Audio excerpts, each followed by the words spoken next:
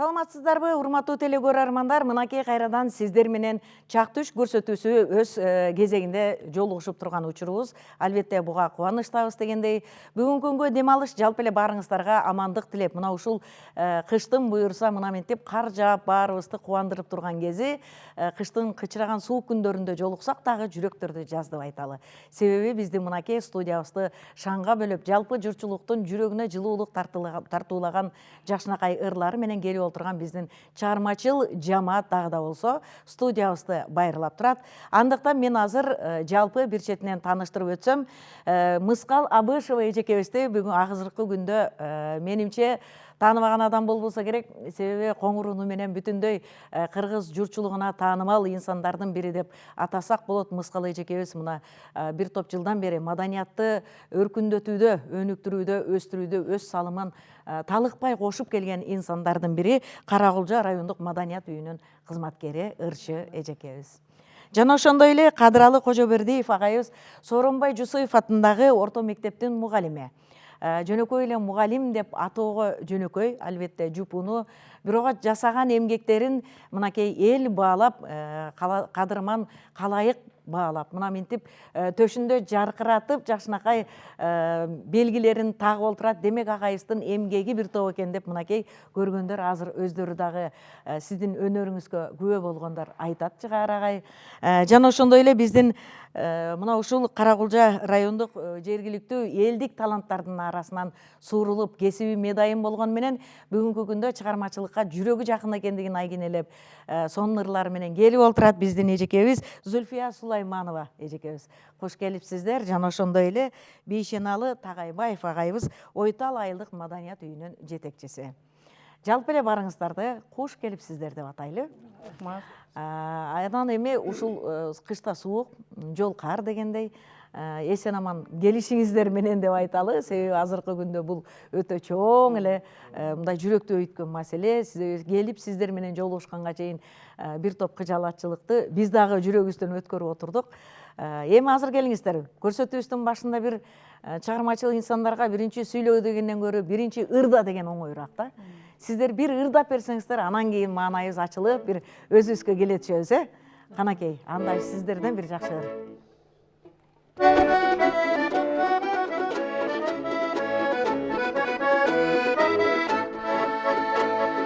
Күнүлө бизди далдалап, күнүлө өсөт алмаба. Оздогум келип сырыңды, колуңду коюм кармалап, кармалап. Оздогум келип сырыңды, колуңду коюм кармалап, кармалап.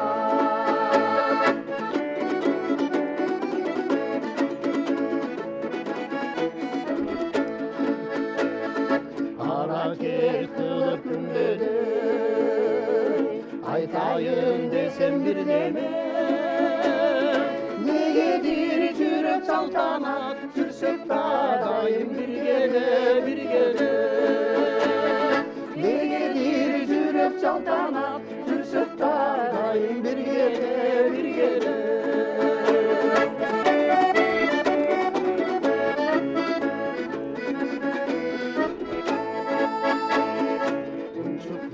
Суян небедир, ушинтип кыйнай беребиз.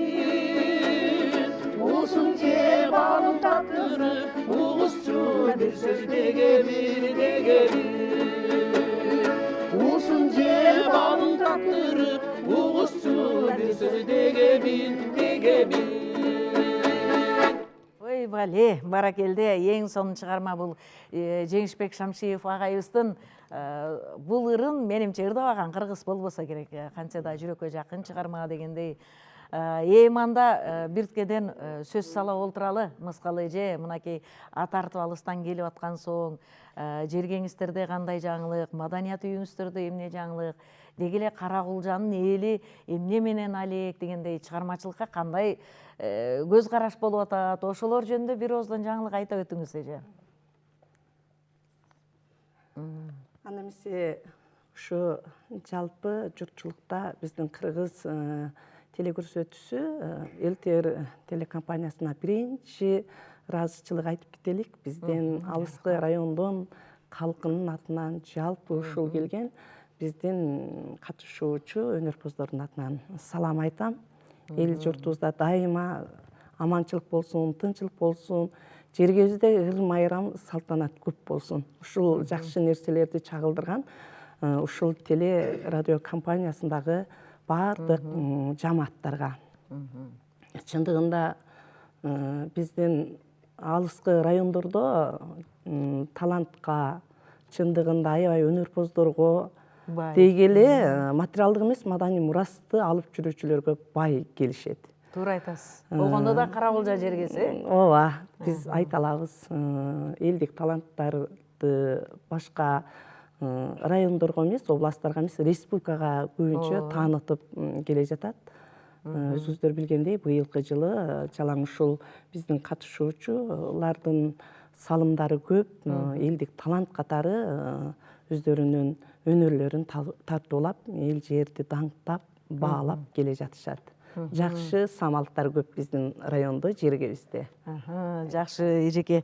Албетте баягы ырчынын ырдап эле отурганы, сонун бирок анча-мынча сүйлөп турбасак, көрөрмандар деле бул кандай бул концерт болуп калды бул жагы дегендей болбосун деп анча-мынча сөз салап отурабыз да.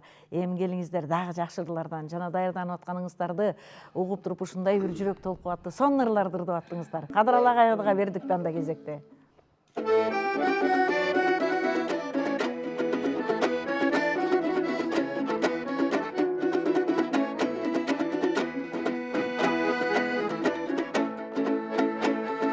Tağda bir kana çolpana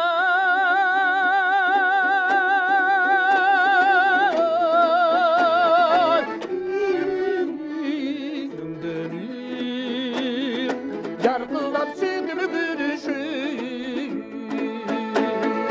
Cırgatkan bozayla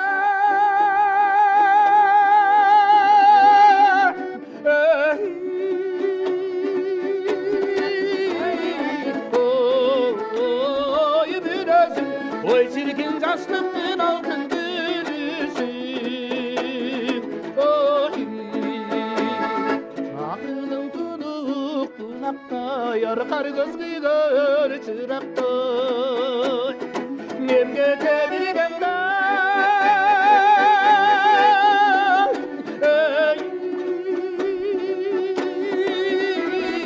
Oy baraysan Oy altın kalbastır arman tırnakta Oy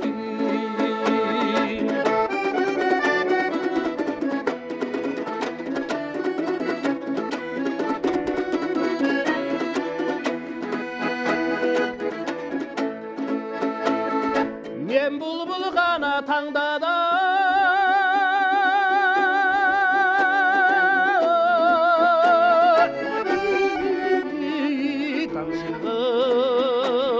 Sen gül bir tadağan kıgan değil Havadağın ahi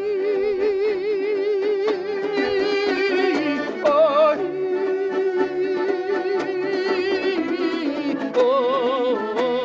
Oy sen çolpun Oy altın ayday bir cizim balıkım Oy Cırgadan içke bulak var Cırgasın gülдөй ömürüm Nazırkı şairden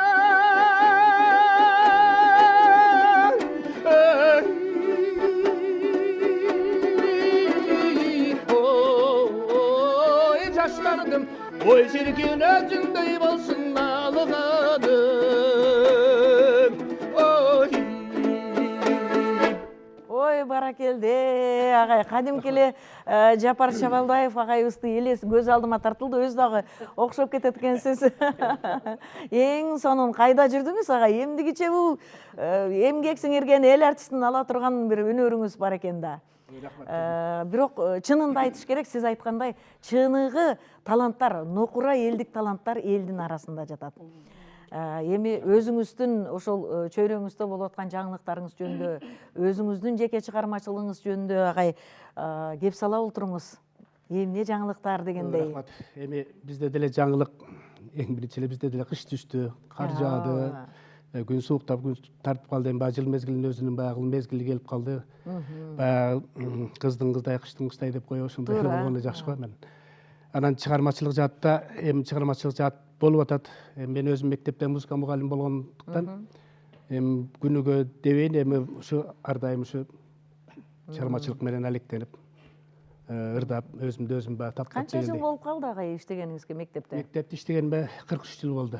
43 жылдан бери музыка мугалими болуп эмгектенип келесиз. Мектепте иштеп, бир мектепте иштеп келатам. Сиздин өзүңүз атайын музыкалык билимиңиз бар да, агай? Ооба, өзүм 1981-жылы Ош мамлекеттик педагогикалык институтунун музыка факультетин бүткөнмүн. Ошодон бери мектепте иштеп, ошо келатам, эмгектенип келатам. Анан эми анча-мынча ушу балдарды тарбиялап аракет кылып атабыз эми. Баягы аркада дагы из калыш керек да. Албетте. Баскан адамдын артында из калат дейт. Анан эми из калтырып, ушу азыр Кудайга шүгүр эми. Балдар үйрөнгөн балдар, билим алган, таалим тарбия алган балдар кээ бирлери чыгып атат, кээ бирлери бизнес менен кетип атат. Ар кимдин өзүнүн тандоосу экен да. Туура айтасыз. Анан ошо чыгармачылыкта ушу кээде ушу жолдун шартынын алыстыгынан, анан үй шартына, анан калса мына аял кишиге чыгармачылык өтө эле кыйла тоскоолдук берет экен да. Ооба. Анан эми турмушка чыккандан кийин эми тиги аял эми уруксат бергени бар, бербегени бар. Ырдаганы калат, Ырдаганы бар, ырдабаганы калбайт калп деген ошо ойдон калып секилди. калат экен да. Анан ушу азыр эми жакшы эле айылда деле ошо шайыр апалар бар. Шайыр апалар да азыр эми кичине аларга музыкант болуп Ошолор менен ырдашам дейбиз. чыгармачылыкты Бирок агай эң сонун үнүңүз, ушундай бир талантыңыз туруп, анан кийин мындай бир чоң сахнага, жалпы журтчулукка таанылууга эмнеге аракет жасабадыңыз агай? Жаштайыңыздан демек айылда иштейт экенсиз да. Жаштайым эле ушу айылда иштедим. Баргандан баштап эле айылда иштедим. Анан кээде ушул Кара Кулжа районундагы маданият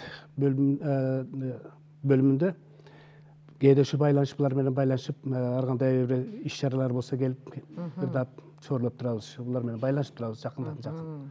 Жакшы азыр. Мындай бир элге окшоп бор жака ободуңуз деген же эми оюн деген деле мезгил болду эле. Анан эми бир жолу кынык алып таптап, мен өзүм ушу шаарда окуп чокуп, ушул жакта көнүп калган шаарга. Анан тоого барганда таза аба, таза суу жерден келгим келбегендей болуп калдык менимче ушундай.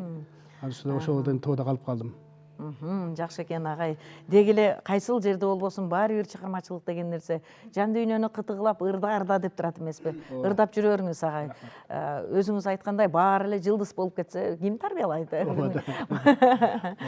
Бар болуңуздар, келиңиздер анда дагы ырды улай олтуралы. Бүгүнкү атайын ушу ЛТР каналына биз жалаң гана эски ырлардан, чыгармалардан аткарганы келгенбиз.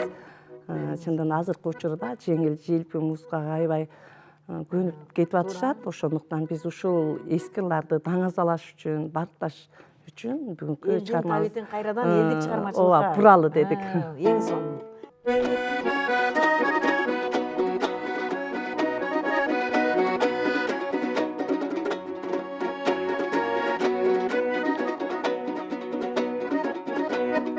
Açılgan kanatları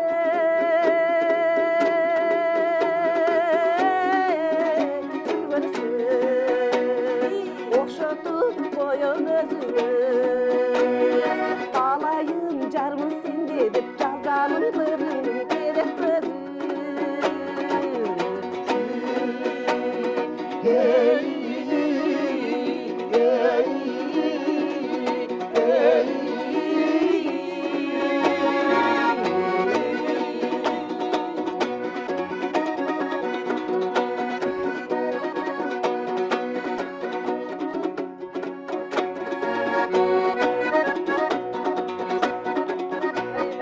Güttürdün kanam eline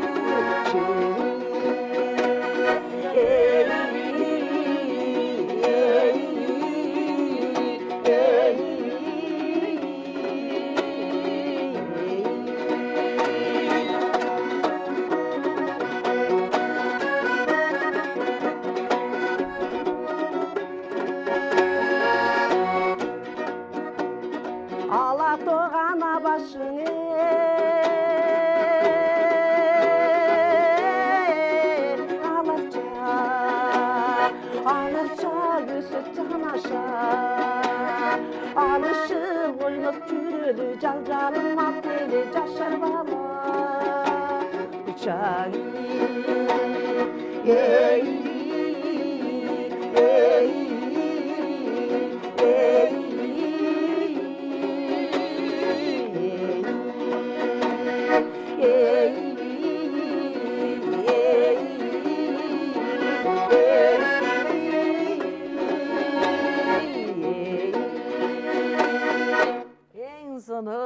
кандай сонун ырлар, кандай сонун жагымдуу аткаруу, бар болуңуздар. Эми бул жерде жана мен тааныштырып өттүм, өзү медициналык тармакта иштеген менен, бирок баары бир жан дүйнөсү чыгармачылык деп, чыгармачылык ушундай бир тынч уктатпаган сезимдер экен да. Зүлфия эжекебизди дагы бүгүн мынакей биздин алдыбызга алып келип отурат, мына ушул өнөр деген, талант деген, чыгармачылык деген. Эми эжеке келиңиз, анда өзүңүз жөнүндө айтып, дагы бир жакшы ырларыңыздан ырдап берип дегендей. Кезек сизде. Саламатсыздарбы, Өлтер телеканалынын коллективи. Сиздерге эң биринчиден ден соолук каалап өтөм. Чыгармачылык сиздерге да ийгиликтерди каалайбыз. Ошо биз Кара-Булжалык борборлоштурган практикалык борбордун кабыл алуу бөлүмүндө медайым болуп иштейм учурда. Айылдык советтин депутатымын. Эми чындыгында сиз айткандай чыгармачылык дегенде эми ыр-күүгө бир аз жакыныраак үчүн ушул кишилер менен кошо келип ырдап кетели деп келдик. Эң сонун. Негизинен медайым болбогондо ырчы болсоңуз керек элек, Келиңиз, анда дагы жакшы ырдын кезеги сизде турат.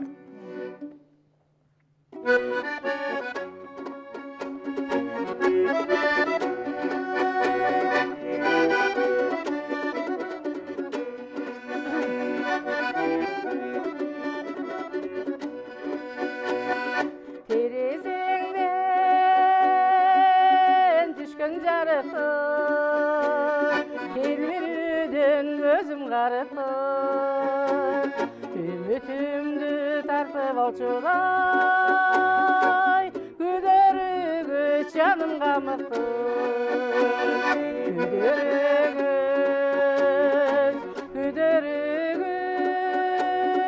Күдөрүгүч жанымга мыкты.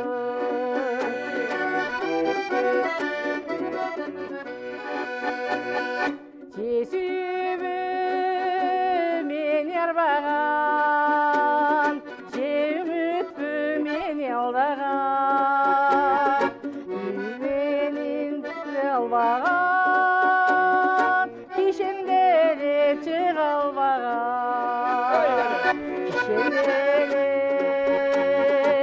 кишенделеп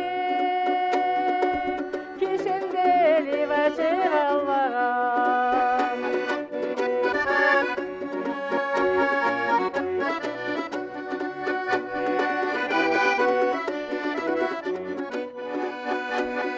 Шаңқары тодой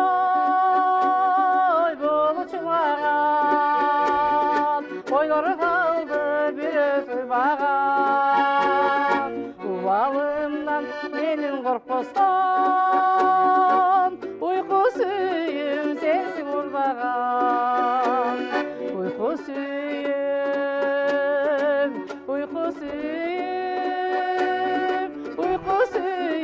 сенсің ұрбаған.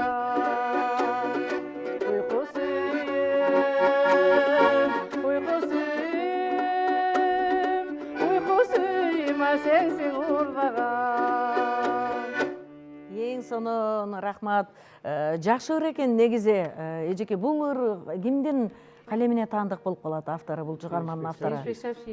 Жеңишбек Шамшиевдин чыгармасы да, сонун чыгарма экен. Бул ырды көп деле ырда албайт, азыраак ырдалып калабы? Ошон үчүн эми ырдап жүрүшөт окшойт да, ошондой. Эски ырда. Эски ыр үчүн балким, ортодо ырдалбай калса дагы унутта калып кетет эмеспи? Сонун чыгарма экен. Эми агай, кезекти мен бешин алагай. Сизге узатайын деп турам. Мынакей өзүңүз дагы ойтал жөнүндө бизде ушундай бир жаратылышы катаал жер деп айтылат, бирок маданияты кандай болду? Ошол жөнүндө айтып бериңиз эми анда. Рахмат. Биздин райондо эң шарты катаал ойтал менен көңдүк деп айтылат да. Ооба. Ата бабадан сөз бар. Оморулган ойтал, көмөрүлгөн көңдүк деп коет. Анан бак илгери радиодон Кыргызстанда айрым жерлерде кар жайт дегенде ошо бизге кар жаачу эле да. Ошо айрым жерлерге киребиз. Эң сонун туура айттыңыз. Айрым жерлерге киребиз деңиз. Эми бизде маданият, айылдык маданият үйүндө ошо шайыр апалар тобу менен иштеп атам. Буюрса жакшы. Анан мырзалар тобу деген бар.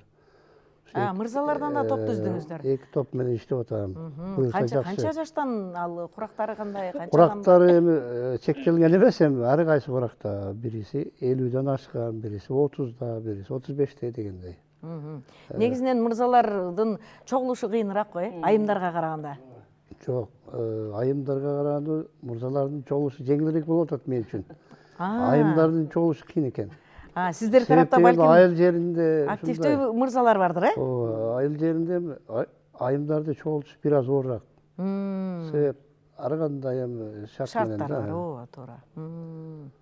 Мырзалар оңоюраак чогулат. Мырзалар оңоюраак, жеңилирээк чогулат. Негизинен маданият үйүндө азыр жумуш кандай баратат? Баягы айтып атышпайбы? Маданият үйүн деги эле министрликтен агай маданият үйлөрүн маданият бөлүмдө, райондук маданият бөлүмүнөн ажыратып койду, айыл өкмөттөргө берип койду, ошондой болуп калды да. Бирок ошондо сиздерде азыр эми айтып атышат да, айылдык маданият үйлөрүндө тиги айыл өкмөттөр мындай өздөрүнүн тааныштарын же болбосо маданият жаатында, искусство жаатында атайын музыкалык билим албаган кадрлар иштеп калып атышат деген өкүнүчтүү жери ушул деп айтып атышат да. Сиздерде кандай агай? Бул сөзүңүзгө мен 100% кошулам. Себеп дегенде ушу маданият тармагын окуп келген балдар, кесипкөй адамдар чындыгында жок келсе, айыл жерлеринде ушу көпчүлүгү эле ар кайсы кесиптегилер иштейт негизи. Бул чындыгын моюнга алыш керек. Эмнеге музыкалык билими барларды алынбайт? Музыкалык билими барлар азыр жеңил окатып өтүп албадыбы?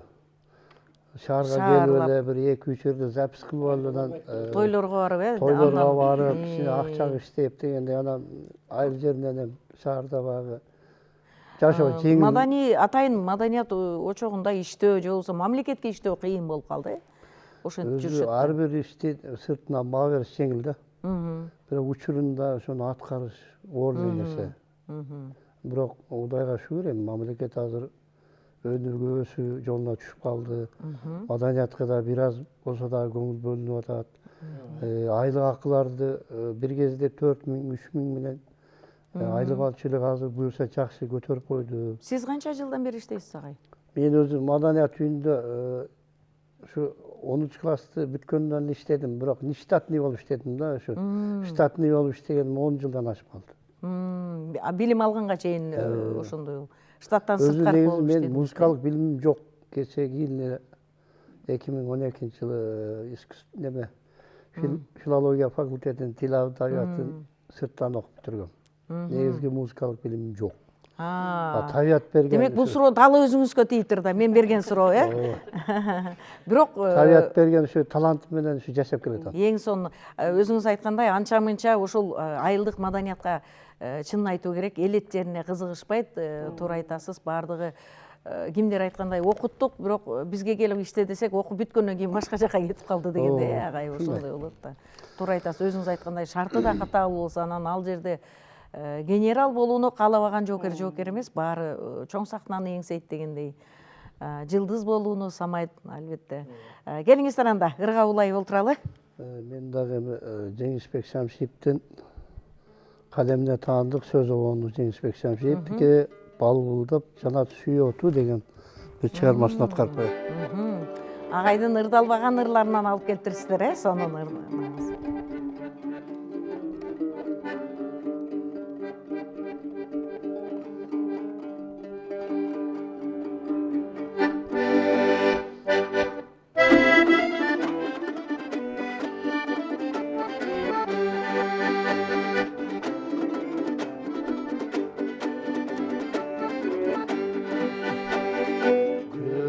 Salıp türbölü görüşküm gelet gündeli bari kalbay jüre toksoysun жүрөктө жүргөн сырды sen жабыгып барам тынч кетип ай жан белең адам сүйбөгөн жабыгып барам тынч кетип ай жан белең адам сүйбөгөн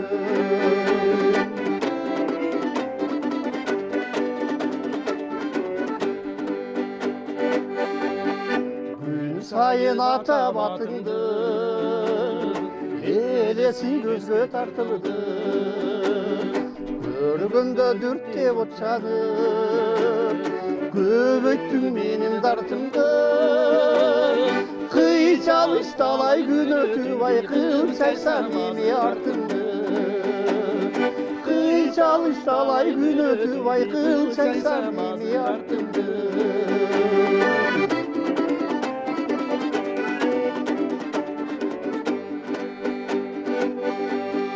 жылытып нуру көзүңдү жер калым сезип өзүңдү төп келер ойлор сезимда төркүнүм түшүн сөзүңдү балбулдап жана сүйөтүң ай бар жок деп айтар өзүңсүн балбулдап жана сүйөтүң ай бар жок деп айтар өзүңсүн балбулдап жана сүйөтүң ай бар жок деп айтар өзүңсүн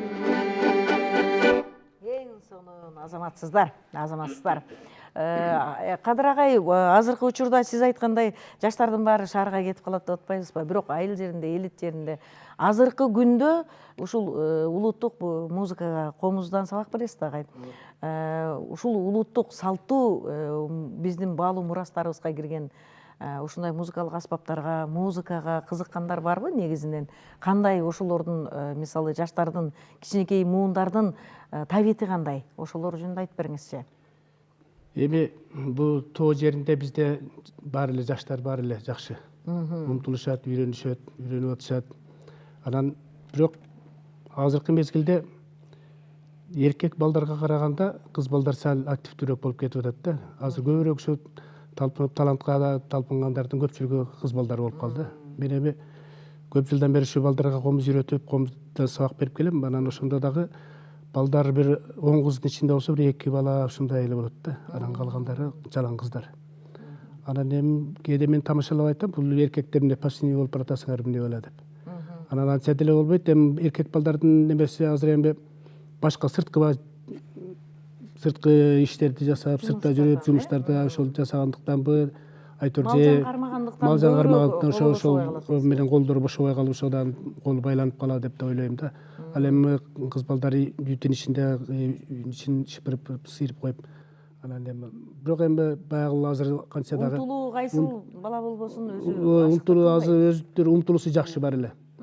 Азыр мына балдардын да бир мезгили болот окшойт экен го, ушу 4 класска өтүп калган мезгилде уже булардын немеси катуу күчөй баштайт да. Анан 1-2 класстагы балдарды ошо эптеп сүдүрөп 4кө жеткирип алса, андан аркысы оңой кетет экен да, жакшы. Оңой үйрөнүп калат экен.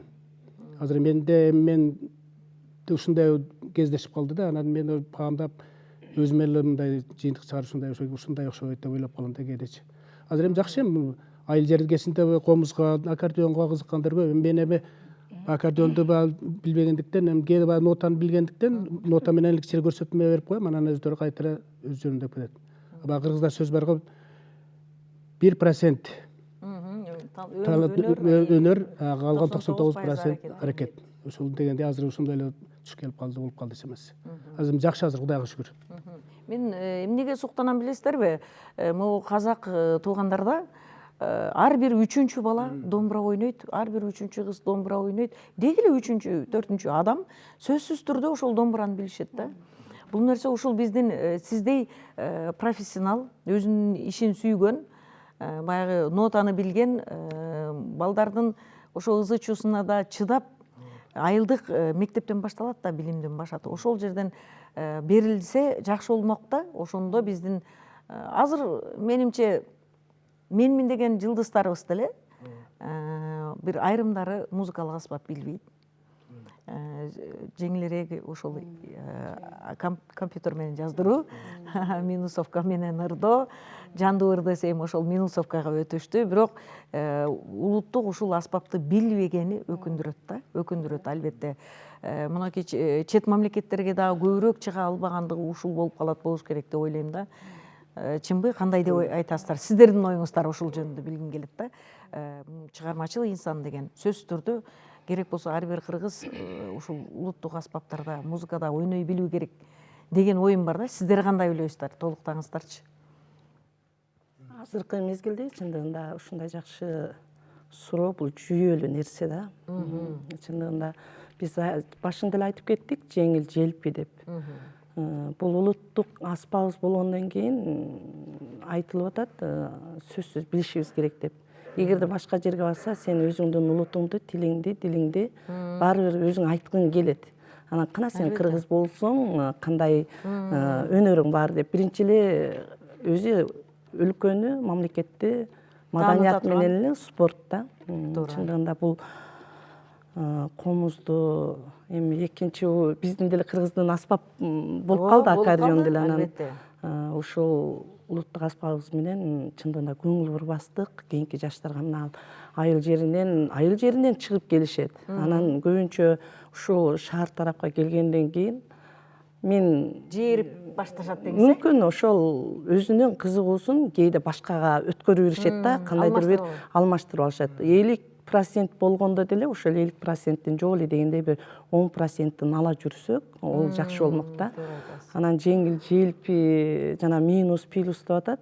Бул мен билдим да, пандемия учурунда көп ырчылар чындыгында ырдап жүрүшүп, ошо пандемия учурунда ырдай албай калды. Баягы той үйдө деле болуп атты, эшикте деле болуп атты. Анан ошондо ушул аспап менен эле, ошондо аккордеон менен эле биз кыдырып ырдап, наоборот, ушуну аябай баалашат. Азыр деле баалашат. Анан азыр баалап калды албетте. Себеби биздин ушул аспапты ойногон өнөр адамдарын ушу айылдан башталып келген немени кичине кызыктыруу дагы бул ылдыйкы тараптагы баш жактагы биздин да немелерибиз мындай өркүндөтүүгө жакшы бир багыттарды да бере алсак. Багыт деген аябай жакшы да.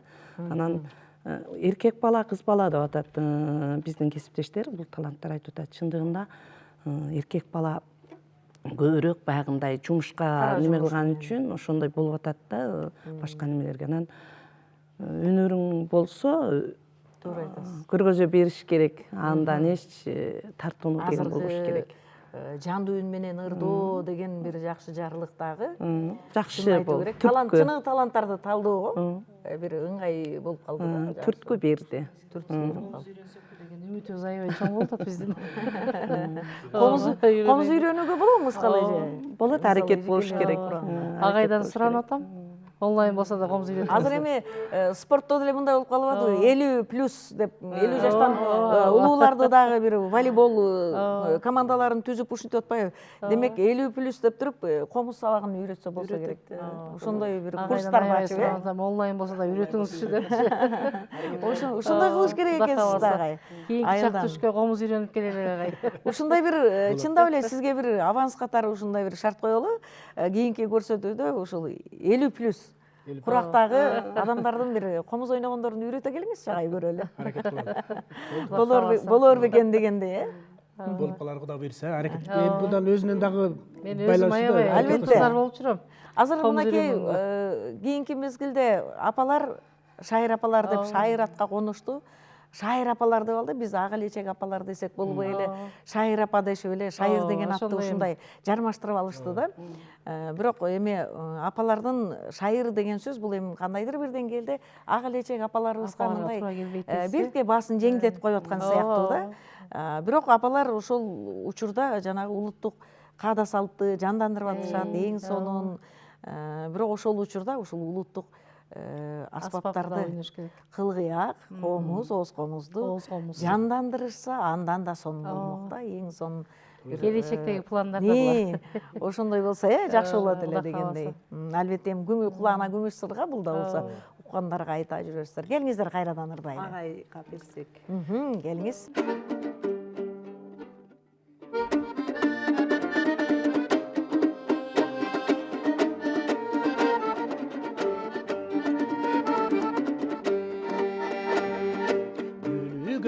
кестеп сагынып, өтөмүн өтө зарыгып, карамын көзгө көрүнгөн. Калдыңбы мага тарынып, калдыңбы мага тарынып.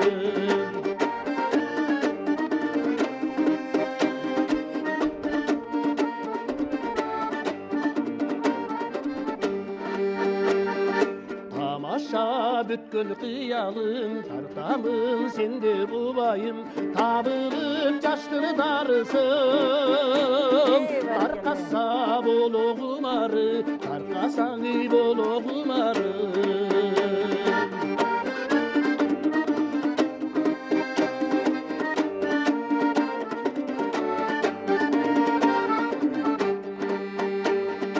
Ermeke karap süröttü, eskерip талай күн өттү. Эркелеп айткан сөз үчүн, ezбесең боло жүрөктү, ezбесең ай боло жүрөктү.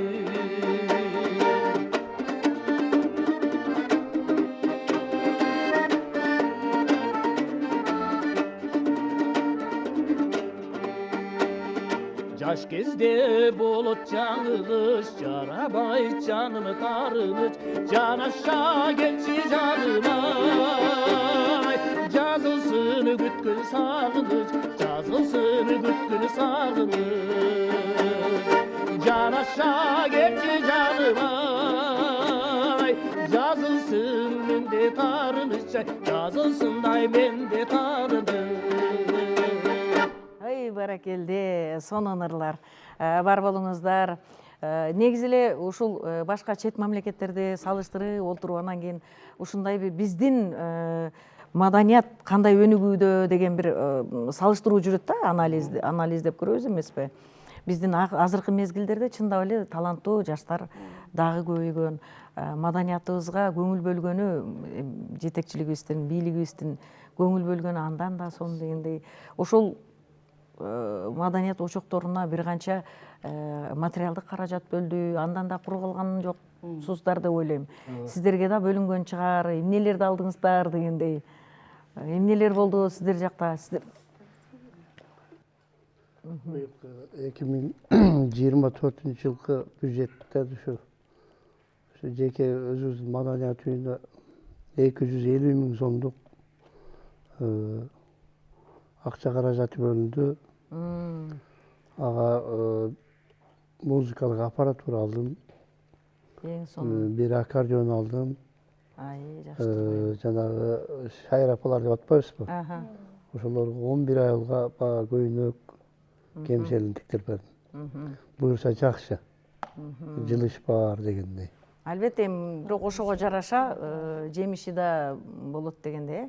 Ага жооп бериш керек да, эми мамлекеттин көйнөгүн кийип алгандан кийин ырдап дегендей, маданиятка эмгек сиңирип, маданиятка бир кызмат кылып, салым кошуп дегендей, кандай иш чараларды өткөрүп турасыздар, ушулар жөнүндө? Азыр эми Кара Кыргыз автономиялык областынын 100 жылдыгына арналган салтанатка ушу шайыр апалардын жана ыркесе байрамы өтүп атат жерлерде. Буюрса жакшы бир байрам.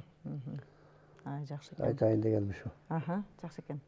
Биздин Кара Булжа районунда маданият бөлүмүнүн өзүнчө тармактары бар. Райондук маданият үйү, музыкалык мектептер, анан китепканалар. Чындыгында быйылкы 2024 жылы биздин ушу министрлик тарабынан көптөгөн аябай ийгиликтер болду. Музыкалык аппаратура, музыкалык аспаптар, андан кийин биз райондук маданият үйүндө чыгармачылык топко атайын бизге 2 форма тигилди. Аябай сонун, чындыгында аябай жакшы жетишкендик болду. Анан быйылкы жылы ушу Кара Кыргыз автономиялуу республикасынын негизги облусунун түзүлгөнүнө 100 жылдыгына карата өтө чоң 4 иш-чара өткөрүлдү. Жер-жердеги аймактагы ушул маданият үйүнүн кызматкерлери аркылуу, жергиликтүү бийликтин көмөгү менен атайын ошо Кара Кыргыздын мурунку басып өткөн улуу, биздин тарыхта баскан улуу инсандардын атайын жолун чагылдырган көрсөтүүлөрдү, сахналык көрүнүштөр, атайын ошол жөнүндө Композицияларды композициялары жасалып, быйылкы эгемендүүлүк күнүндө тартууланып, бардык жерде тартууланып көргөзүлдү. Жердеги айылдык маданият үйлөрүнүн дагы бир жетишкен жагын мен баса белгилеп айткым келет. Булар негизинен бюджеттик акчаны эле карабастан, булар ошо жанынан өздөрүнүн элдик талантка алып келип каржылашта кээде өздөрүнүн мойнунда болуп калат да. Анан кээ бирки мен кесипти салыштырып өтөм да. Кээ бирки кесипте эми баардыгы эле жакшы кесип, ар бирине жазуу менен болуп кала турган болсо, ал эми биздики практика түрүндө да, маданият искусстводо иштегендердики. Маданият кызматкерлери бирөөнү ырдады десе, ал өтпөйт эч качан, ал теория түрүндө болушу мүмкүн. Булар дайыма ушу мындай элдик таланттарды кадыралы агай көрүп жүрөт. Анын аркасынан улай биз деле 34 жыл иштедик. Бул менин классташым Бейшеналова. Биз ошо аркылуу таланттарды практика жүзүндө алып келип, эки ырчыбыз болсо дагы эки ырчы ырдап атат деген практика менен иштейбиз. Оор көрсөтүп, ооба. Ал эми биздин чыгармачылыкта сахнанын аркасында аябай түркүн көрүнүштөр болот. Туура айтасыз. Канча кыйынчылыктар жатат. Анан биз сахнага чыгып, элдин алдына чыкканда ушундай жаркылдап, жайнап чыгабыз. Биздер эртең менен келе атканда. Эч кандай маселе, көйгөй жок дегенде. Эртең менен келе атканда деле кандай көйгөйлөр болду, сен кел, мен мындай, сен эмне, мен эле мынте беремби дегендей болуп. Бирок биз чыкканда элдин күзгүсүбүз. Күзгүгө биз ушундай жакшына жаркырап, күлүп, жайнап чыгабыз. Эң сонун. Кана кеттик анда кайрадан жакшы сөздөрдү угайбыз. Атайын көрүүчүлөр үчүн бизден дагы эле осы элдик ыр көрүнүп койсоң болбойлу.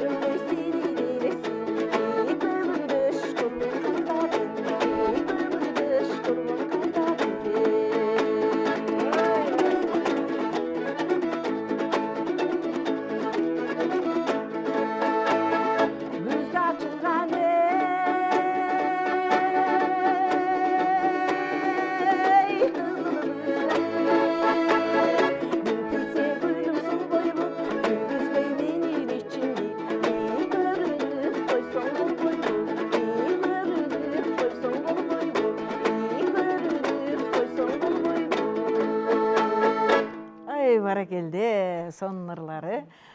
Негизи мындай элдик ырларды, анан деги эле салттуу ырларды ырдаганда баягы көрүүчүлөр дагы кыркырда олтуруп эле кыргыздар ушундай бир жайылып олтуруп, анан кийин ортодо шаңкылдап ырдап атканды элестетет дагы. Анан кийин сизчилеп жанагы тип ой баракелде деп отурган ушундай бир дем күч берет, көркүнө көрк кошот да ушундай ырдын. Мен жыргат ырдап аткан турбаймын деп. Негизи эле кыргыз ырларын, баягы салттуу ырларды, элдик ырларды, эски ырларды ошентип уккан көрктүү да. Эмнегедир ушундай бир сонун жарашык берет, ошондой бир адамга сонун маанай, сонун ыргак тартуулайт да. Бар болуңуздар, негизи эле. Анан азыр мен дагы эле кайрадан ошол сиздин ишмердүүлүгүңүзгө бир суроом жаралып атат дагы. Балдардын чыгармачылыгы, балдар чыгармачылыгы азыр мектептерде кандай, кантип, эмненин негизинде окутуп атасыздар? Балдар чыгармачылыгына арналган китептер, окуу куралдары кандай агай? Азыр эми мурунка караганда салыштырмалуу. Кечиресиз, бул нерсени эмнеге айтып атам? Айрым мектептерде музыка мугалими, музыка сабагы жок агай. Айылдардачы өтпөй калып атат. Ошол нерсе өкүндүрөт да. Туура эле. Эми азыр кичине эле баягы музыкалык бир шыгы бар адамды деле анан же аспап ойной албагандар деле ошол барып атат да. эң азыр аксаган жер ушул жер болуп атат. Анан музыканы атайын билими бар, музыка билими бар адамдар кадрлар барбай атат айылгачы. Туура. Бул Бешенел айткандай жеңил желпи окутка кирип бүт эле шаарда азыр шаардын ичинде эле баягы той тамаша ар жак бу жак деп анан эми айыл жергесинде баягы бирок ошентсе дагы музыка сабагы өтүлүп атат. Эң жок дегенде бир ырдоонун эрежелерин үйрөнүп атат деген сыяктуу ушундай болуп атат да. Анан анысы эле Кудайга шүгүр. Бирок негизи музыка мугалим болуп окутканы жакшы эле. Эң жок дегенде биртке болсо да нотанын аттарын билип калса, кийин окуу жайга тапшыра турган болуп калса, ошол нотанын атын атап кичине айтып бере турган болсо жакшы эле да. Анан эми чындап эле музыка сабактары азыр кээ бир мектептерде өтүлбөй калды, окулбай деле калды. Анан кээ бир мектептерде жөн эле музыканы башка эле бир предметке орус тилинде окутканбы же кыргыз тилинде окуткан ошолорго берип калды. Ошондой болуп атат агай. Ушундай болуп атат. Эми бул да шартка жараша болуп атат да.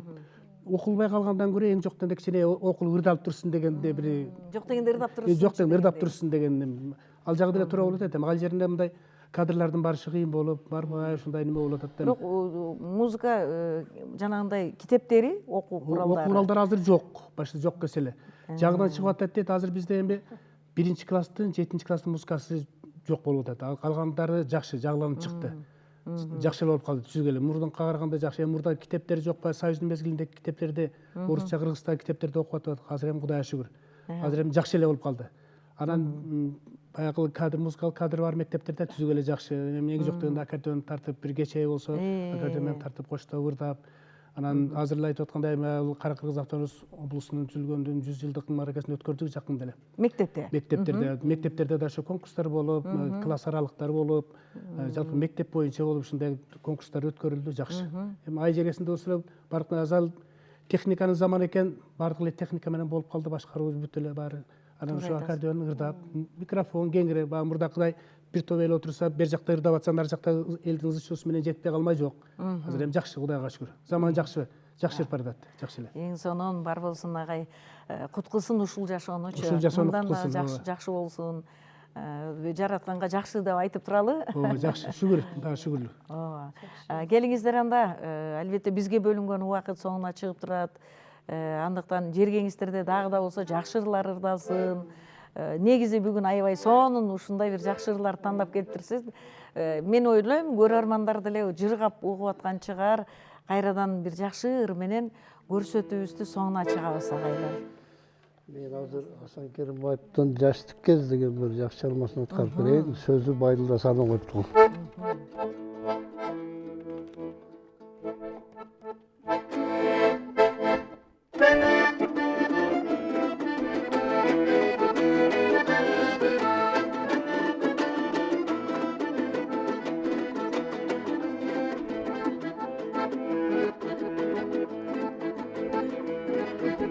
Жаштык кез жаңы кийимдей, эскирсе калат кийилбей.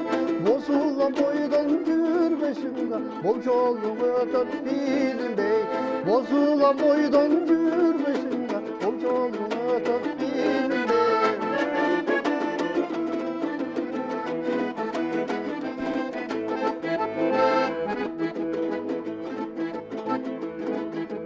Kıyar sakalat kübülbey, kızı tonun gülünday. Kız boydan dayım жүрбөшүң, kız gelse götөt bilinbey. Kız boydan dayım жүрбөшүң, kız götөt bilinbey.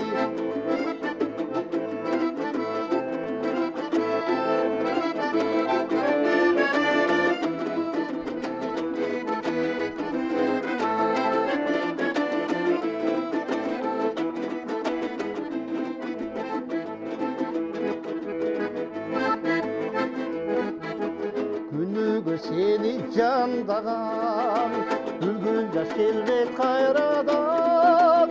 Bilir be yaşlık kezin değilsen, esakıl menen faydalan. Bilir be yaşlık kezin değilsen, esakıl menen faydalan.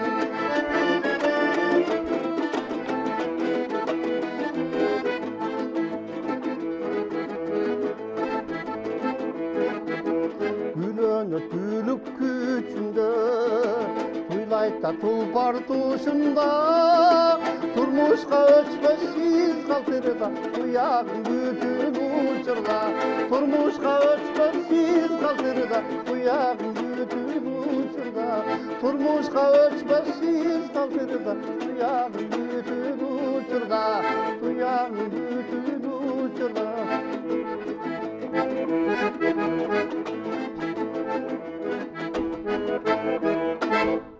Ай, баракелде. Сонун жакшы сөзүңүздү айтып коюңуздар. Анда эми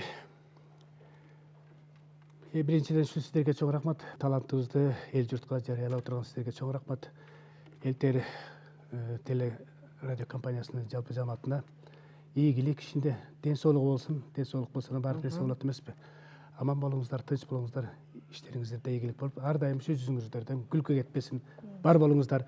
Да бизге окшогон нече деген таланттарды ушу сахнага чакырып, ырларын эл журтка жарыялай бериңиздер. Жакшы чыгармалар жалаң гана элдик таланттардан болсун, ал эми жакшы кабарды жеткирген сиздерден болсун. Анда эмесе жалпы кыргыз журтчулугу сиздердин эмгек жамаат келе жаткан ушу 2025 жаңы жылыбызда босогону аттап кирген келе жатат. Аз калды. Жаңы жылыбыз жакшылы ийгиликтерди, жакшы кадамдарды алып келсин, жаңы гана дем күч берсин бизге. Аманчылык болсун. Анда эмесе, ардактуу көрөрмандар, мына ушун менен бүгүнкү көрсөтүү соңуна чыгып отурат. Албетте биз коштошпойбуз, кайрадан кийинки жумада жолугушабыз деген жакшы ниетте бүгүн сиздерге мына ушул көрсөтүүбүздү тартууладык. Албетте кимдин маанайы чөгүп турса, ушул ырлар жагымдуу маанай тартуулап түйшүгүн унутканга жардам берсе, демек биздин максатыбызга жеткенибиз ошол. Жергебизде тынччылыктын ыры-ырды алсын, келе жаткан жаңы жылыбызда жакшылыктардын, ийгиликтердин жылы болсун деген гана жакшы тилекти айтабыз. Анда эмесе барыңыздарга амандык тилейбиз. Кайрадан жолугушканча сак саламатта туруңуздар.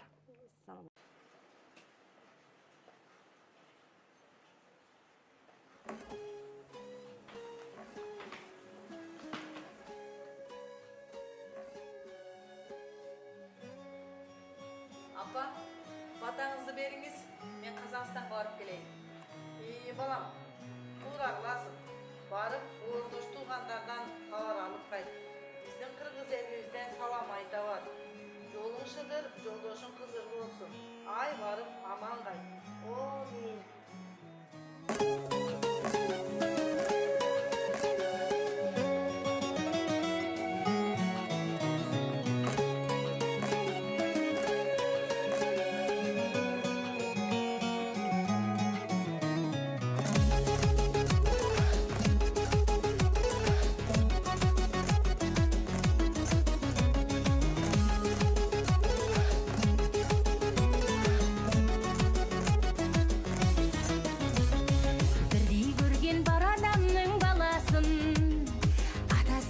Бардақтаған анасын, үлкенге де кішіге де иілген, пейіліне Құдай берген даласын.